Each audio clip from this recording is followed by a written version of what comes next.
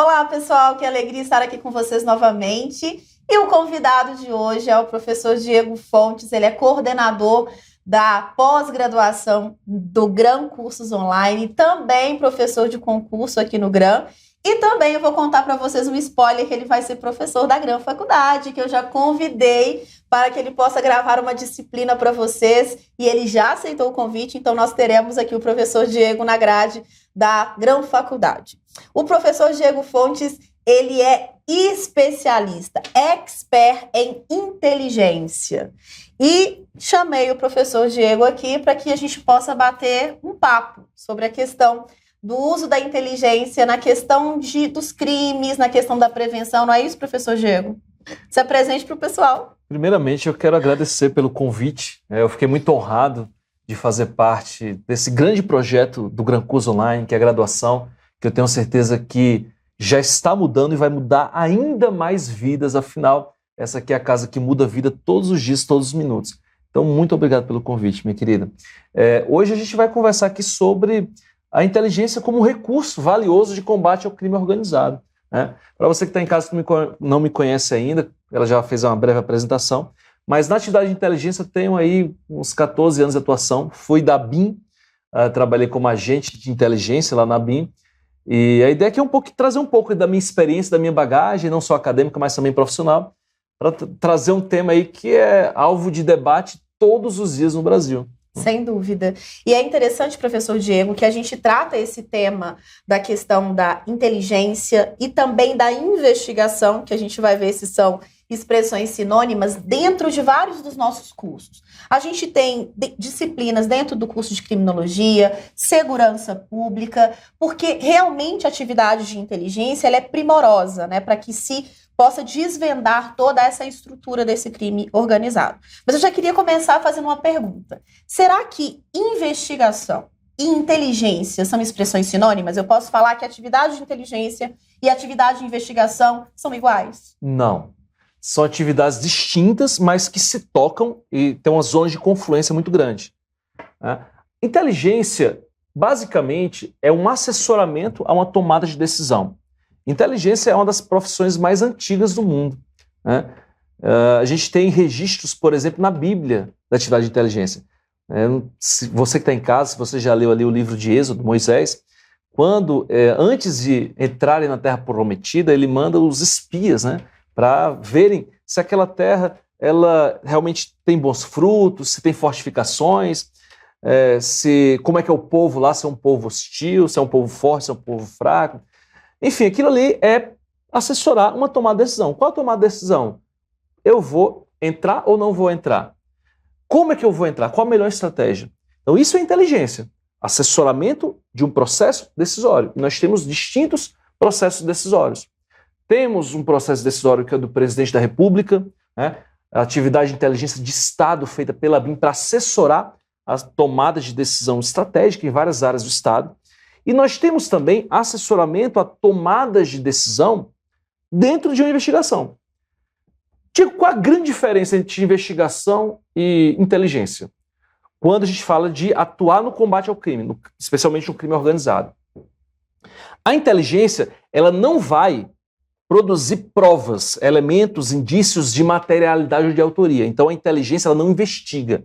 A inteligência ela não vai produzir elementos probatórios com relação se o Joaquim ele é ou não é o criminoso, se ele praticou aquela conduta criminosa ou não. Não vai fazer isso. Mas a inteligência, por exemplo, ela vai buscar elementos, buscar informações, produzir conhecimento sobre o fenômeno criminoso. Por exemplo, organização criminosa X. Como é que ela atua? Qual é o principal negócio dessa organização criminosa? É tráfico de drogas e de armamento. Como é que esse tráfico funciona? Essa droga, ela vem de onde? Ela vem de quais países da América do Sul? Quais são as principais rotas pelas quais essa droga vai transitar aqui dentro do Brasil? Qual é o principal meio de lavagem de dinheiro? Afinal, a organização criminosa ela precisa lavar esse dinheiro de origem ilícita, da aparência de ilicitude a esse dinheiro. Ela vai precisar de lavagem, mecanismos de lavagem. Como é que funciona essa lavagem de dinheiro? Como é que é a cadeia de comando dentro da organização criminosa? Veja, eu não estou produzindo prova contra o Joaquim, contra o Francisco, não. Eu estou entendendo o fenômeno. E aí isso vai, sem dúvidas, ajudar a investigação.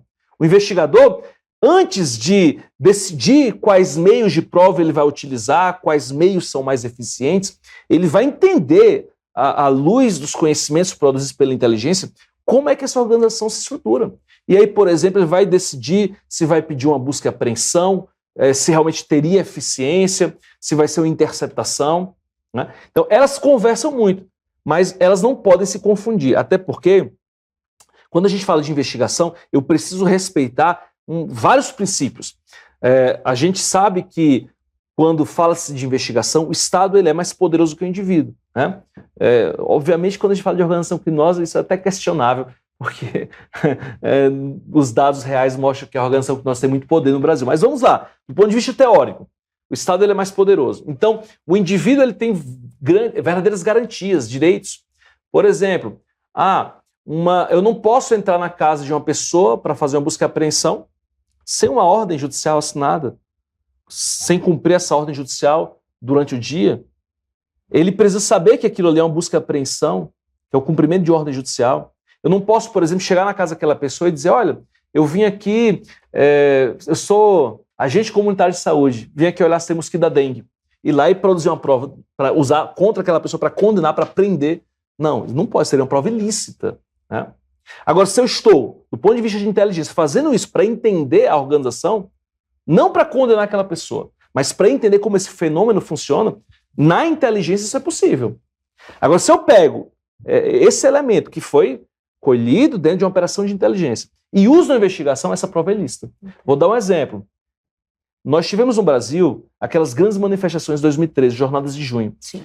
E aí teve um policial que ele atuou infiltrado dentro da manifestação. Mas para qual era o objetivo dessa atuação?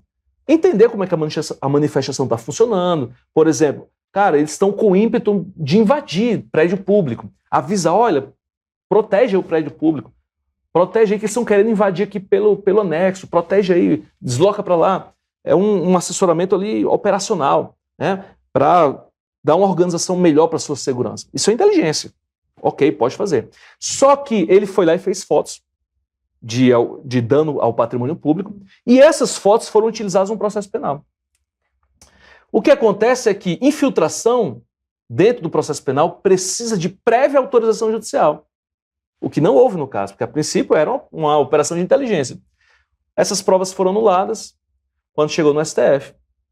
Então, esse é o risco de se confundir inteligência com investigação. Não, perfeito isso. Perfeito. Então, por isso que a gente tem a concepção da interceptação telefônica, de trazer essa percepção de violação, de correspondência, de e-mail. Isso tudo estaria na fase de investigação? Sim, no Brasil, por exemplo, não pode ter interceptação telefônica para fins de inteligência. Entendo. Só para fins de investigação criminal e instrução processual penal. Quem fala isso é a Constituição. Perfeito. Então, por exemplo, a ABIN ela não pode interceptar comunicações telefônicas. Isso é muito questionável, por quê? Imagina, a ABIN ela atua, por exemplo, no combate ao terrorismo, é o chamado contra-terrorismo, né? Mais uma vez, não para investigar o terrorista, mas para antecipar, por exemplo, um atentado que pode acontecer.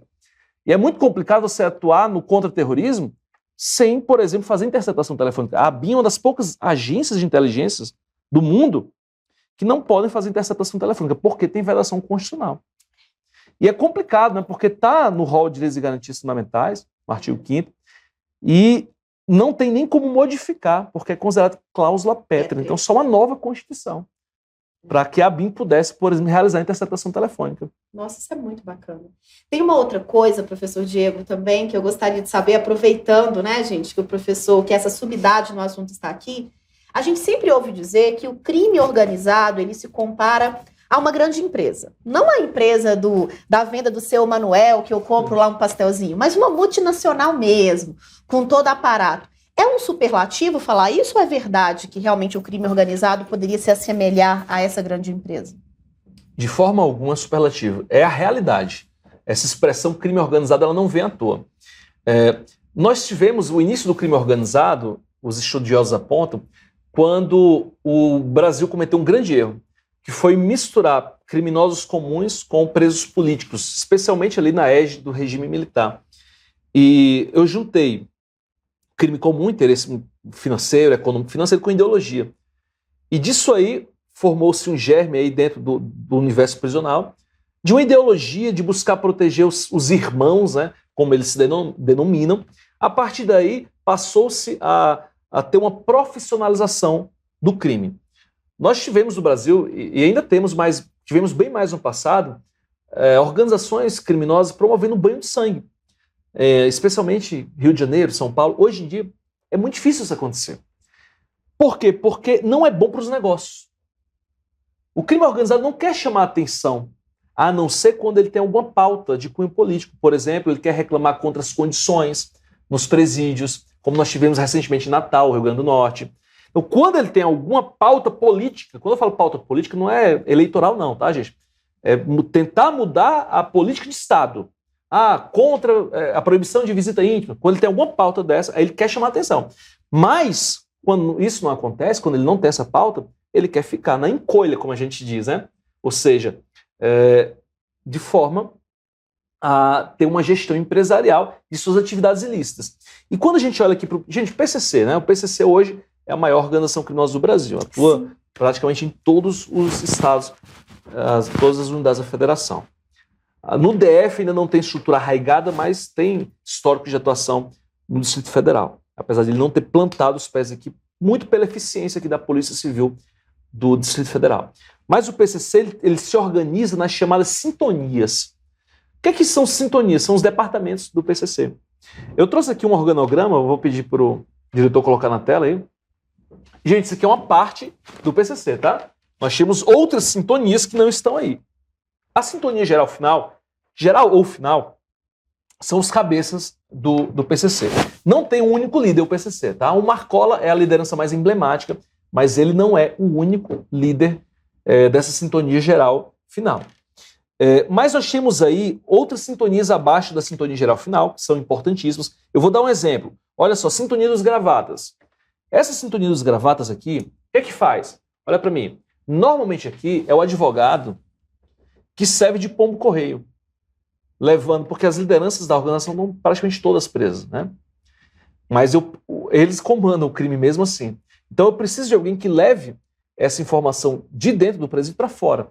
Isso normalmente acontece por meio de advogados, muitas vezes com a utilização de códigos. Por quê? Porque, apesar de haver o sigilo cliente-advogado, quando a gente fala de presos que estão no RDD, presos submetidos a um sistema penitenciário federal, essas conversas elas são gravadas, são monitoradas e elas podem ser acessadas com autorização judicial. Então, já aconteceu, vou até falar sobre isso, de se detectar codinomes utilizados, por exemplo, pelo Marcola com advogados. Ele utilizava o código STF e o código STJ. STF seria a tomada violenta da penitenciária federal para o seu resgate, e STJ seria o sequestro de autoridades públicas para condicionar a liberação dessas autoridades públicas à libertação do Marcola, né? Eles usavam essa expressão STF, STJ. Isso aí veio a lume com a Operação Anjos da Guarda da Polícia Federal. Então, esses gravatas, né, que é a sintonia dos gravatas, normalmente são advogados, contadores, mas normalmente advogados, que além de atuarem como pombo-correio, eles gerem o patrimônio, fazem a lavagem ou se responsabilizam pela lavagem de dinheiro. Tá? Nós tínhamos aqui, voltando para a apresentação, a sintonia restrita. A sintonia restrita é o setor de inteligência do PCC. É como se fosse a BIM do PCC, né? Diretor, volta para cá. Surreal pensar nisso. Né? Olha, teve recentemente o plano de sequestro do senador Sérgio Moro, né? Ele estava sendo monitorado. Todo mundo ficou sabendo disso por causa da Operação Sequaz, que foi divulgada pela imprensa, né? Quem foi responsável por fazer esse monitoramento foi a sintonia restrita. Estavam monitorando, por exemplo, os endereços do senador, a rotina do senador. Né? Que louco. Por conta do plano STJ. Claro, só por curiosidade aqui, que esse fato é bem interessante. O PCC ele tem, desde sempre, e sofre pressão do Marcola pela sua liberação. Tem um vídeo em que ele conversa com a sua esposa, e ele fala, nossa, eu estou ficando velho, nossa, eu não vejo a hora de sair daqui. Então ele já está angustiado. E desde sempre o PCC tem planos para resgatá-lo. E vários desses planos já foram frustrados. O plano STF, de acordo com a Operação Anjo da Guarda, seria tomada violenta da Penitenciária Federal, nos moldes do que aconteceu, do que acontece naqueles mega assaltos, né, patrocinados pelo Novo Cangaço, em algumas cidades pequenas do Brasil. Esse plano, ele tentou ser operacionalizado em Brasília, lá atrás, em 2018/19, só que foi descoberto. E o que aconteceu? O Marcola foi transferido de Brasília para Porto Velho, para a Penitenciária Federal de Porto Velho. Em Brasília, houve uma verdadeira reforma da penitenciária, construiu-se uma muralha, mas uma muralha resistente a pesados armamentos.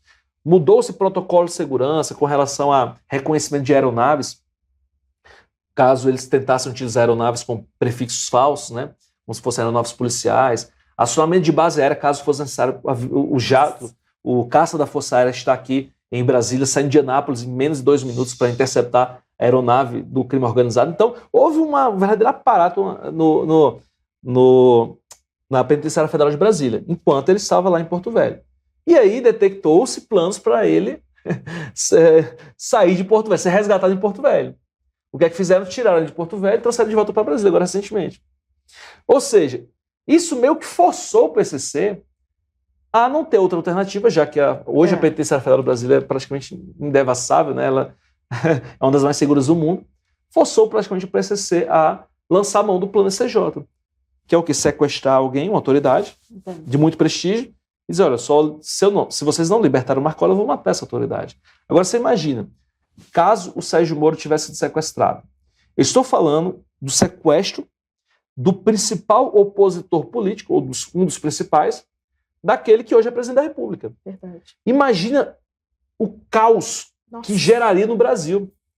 Ia haver associação do presidente ao crime organizado, ia haver um caldo ideológico, uma confusão enorme. E quem se beneficia do caos social? O crime organizado. Né? Então veja que, graças a Deus, houve, né, a Operação Sequaz, e esses planos foram desvendados por meio do Ministério Público de São Paulo, o GAECO, lá com o competentíssimo professor Lincoln Guaiqui, que eu tive o prazer de conhecer quando fui a São Paulo, recentemente fazer um curso. E só para vocês entenderem como é que funciona o PCC. Tem outras sintonias aqui, gente, que não vai dar tempo para a gente falar, mas a gente aprofunda isso aqui na nossa pós-graduação de inteligência, né? E quem sabe agora na disciplina, que você já soltou spoiler, da graduação. Nós vamos dar um sabor para o aluno na disciplina e ele vai poder aprofundar na pós-graduação, né, professor? Exatamente. Gente, quando a gente fala de PCC, e não só PCC, né, mas inteligência no combate à organização criminosa, a gente tem que sempre pensar, né, como é que... Isso que eu falei aqui agora foi inteligência, né? Olha, Operação Anjos da Guarda detectou o plano STJ-STF. Vamos dizer que lá atrás, em 2019, quando houve a tentativa de resgate do Marcola em Brasília, né? E ali foi descoberto esses planos. O que era de se imaginar? Que, fatalmente, o PCC iria mudar de ideia. Sim.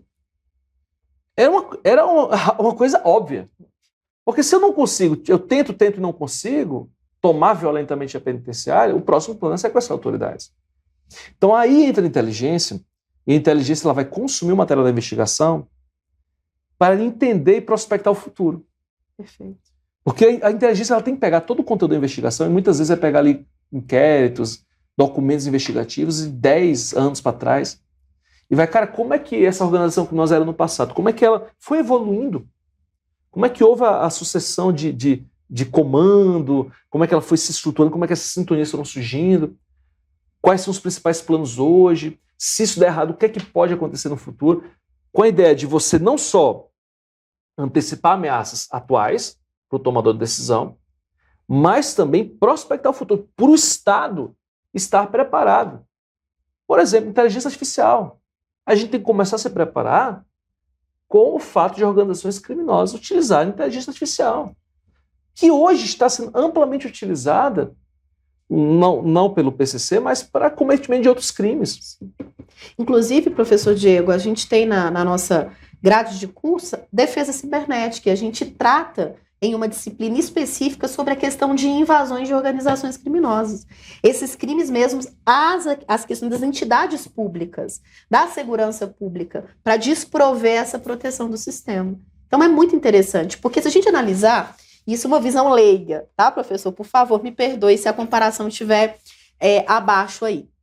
Mas a inteligência nada mais é do que uma ciência de dados, uma ciência muito apurada de dados, que permite não só antever ações que estão a curto prazo, como a longo prazo também, né?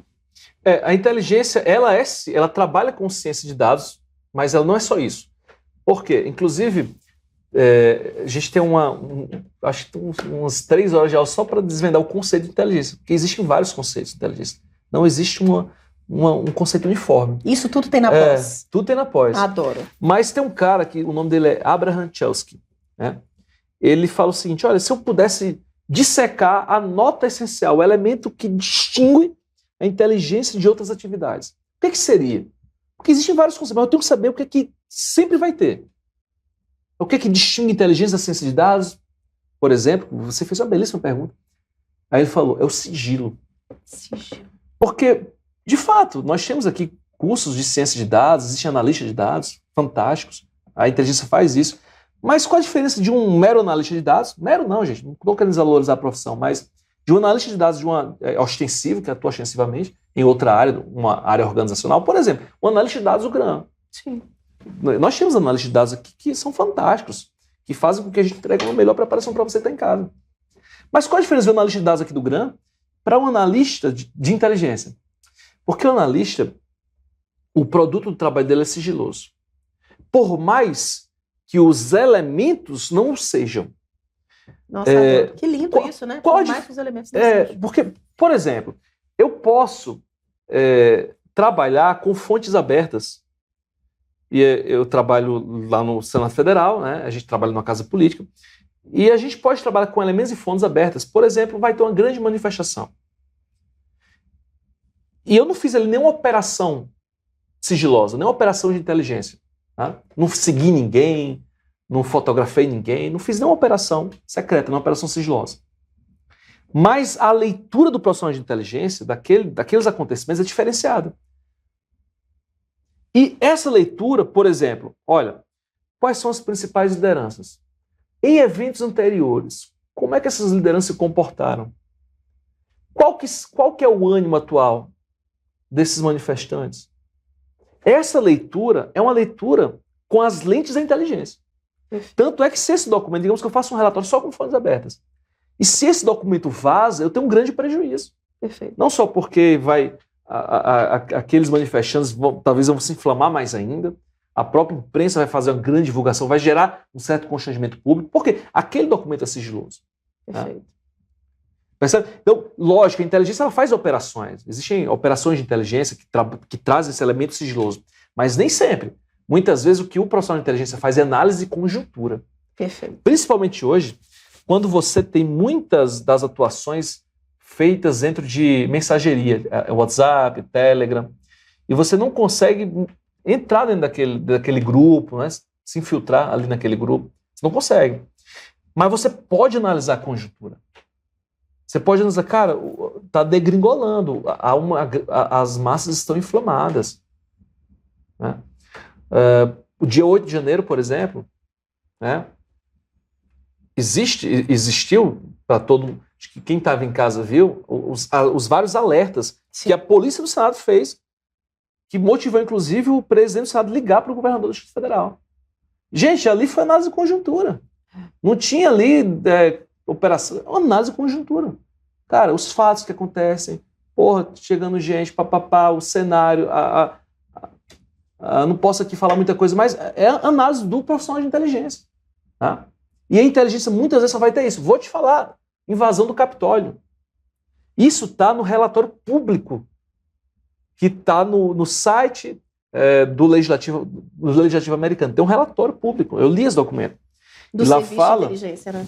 Não, é um documento público do Parlamento americano, do Mas Capitólio. uma análise feita pelo serviço. Não, lá fala o seguinte, que a principal falha que levou à invasão do Capitólio foi porque estava se esperando haver um elemento de inteligência que trouxesse uma informação concreta. Quando, na verdade, o que faltou foi análise e conjuntura. Perfeito.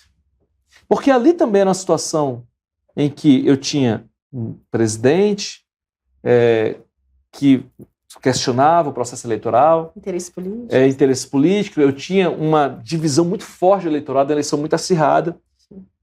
Então, ali, se tivesse uma análise de conjuntura adequada, o Capitólio não teria sido invadido. Né? Então, e foi interessante isso, né? Porque produziu-se um documento oficial que veio corroborar o que lá atrás já falava Abramchewski, que é corroborado também pelo Jones Val, que é um grande profissional de inteligência e também escritor nessa área aqui no Brasil. Tá? Gente, inteligência é fantástica. Se deixasse aqui, eu falava aqui uns 10 horas sobre inteligência. Eu ficaria ouvindo a tarde toda, o dia inteiro. Mas eu posso fazer só mais uma pergunta, professor Diego? A atividade de inteligência, por tudo que você me disse, ela existe só previamente, ela antevém o fato, ou a atividade de inteligência existe concomitantemente e posteriormente ao fato? Existe das três formas. Das três formas? Ela, lógico, uma das principais características da atividade de inteligência é ser proativa. Ela antecipa, né? Ela busca antecipar, mas nem sempre é possível. Vamos dar o exemplo, mais uma vez, da manifestação, que eu acho que aconteceu recentemente, né? A inteligência, ela antecipou, por exemplo, que vai ter uma manifestação na frente do Palácio do Planalto, na frente do STF. Né? A inteligência antecipou, olha, vai ter uma manifestação contra lá um projeto que vai ser votado no STF. E ali o STF chamou ali, pediu apoio do Poder Executivo, Polícia Militar, papapá, e tudo certinho, né? Com essa informação. No dia da manifestação, eu posso ter inteligência ali, dentro dos manifestantes. Pessoal, estou aqui, ó. O pessoal está fazendo discurso aqui de querer invadir. Eles estão revoltados, o pessoal está aqui sem comer muitas horas, tem gente bebendo aqui, estão consumindo bebida alcoólica, estão vendendo bebida alcoólica aqui, então os ânimos estão acirrados, e o pessoal pode fazer alguma bobagem aqui. Cara, está aumentando. Eles estão falando aqui, vão contornar, vão tentar invadir pelos fundos. Isso é a inteligência no momento em que os fatos estão acontecendo. É uma informação de característica mais operacional. Sim. Né? E nós tínhamos a inteligência posterior aos fatos, que é o quê? Cara, o que aconteceu e como é que eu posso evitar que isso aconteça novamente? Perfeito. Como é que eu posso, a partir desses fatos que aconteceram, antecipar fatos semelhantes, convocados por esse mesmo grupo, por esse mesmo organismo social, né? Ela atua nos três momentos. Perfeito. Ou seja, é necessária, né? Essencial. É essencial. Não existe Estado forte, não existe democracia forte sem inteligência. Agora, também não pode deixar de haver controle da atividade de inteligência. Porque onde tem sigilo, existe uma tendência ao cometimento do abuso. Sim. É aquela coisa, o menino, quando o pai não está de olho, faz bobagem. Quando está calado, então, né?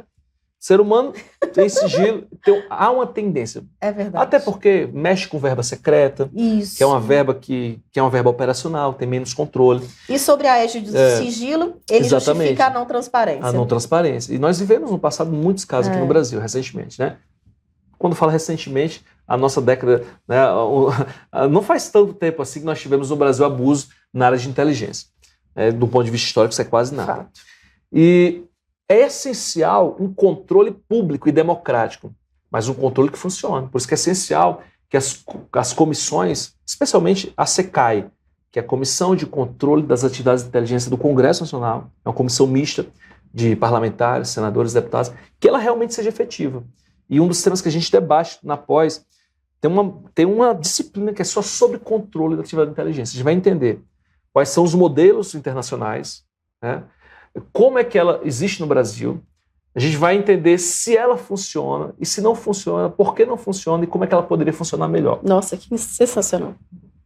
Vamos trazer um pouquinho desse tópico aí para nossa disciplina, hein, professor Diego? Já estou querendo fazer essa pós. Que pós que é? Conta para os nossos alunos. Não tem problema falar da pós, não. Vamos falar para eles. Gente, a pós-inteligência é inteligência de Estado e inteligência policial, porque são inteligências de categorias extintas. Você vai entender melhor dentro da pós. Mas, basicamente, inteligência de Estado é a ABIN, a Agência Brasileira de Inteligência, que assessora o presidente da República. Tá? Inteligência policial é inteligência dos distintos organismos policiais. Polícia Federal, Polícia Civil, polícias legislativas, polícias militares. Tá? São categorias distintas, mas a gente trabalha as duas com muito aprofundamento na nossa pós. Tá? Interessantíssimo. Interessantíssimo. Quer dizer, o aluno já pode fazer a graduação, sair da graduação e já aprofundar na pós. Professor Diego, sem palavras para te agradecer pela gentileza, pelo tempo, por compartilhar o seu conhecimento comigo, com os meus alunos da Grão Faculdade, com todos que estão ouvindo. E muito obrigada por ter aceitado o convite de integrar o time de professores. Fico realmente honrada. Obrigada mesmo. A honra é minha. Muito obrigado, você que está em casa. Não esquece de curtir o vídeo, deixar o like, se inscrever no canal. A gente tem que pedir, né? Tem, no final tem que fazer igual a Uber, pedir 5 estrelas. Pedir 5 estrelas. Se você curtiu, compartilha, indica para os amigos. Venha para a graduação do GRAM, a melhor graduação do Brasil. Digital, o melhor preço também, né? O melhor preço, digital, né? Beijo, gente. Valeu.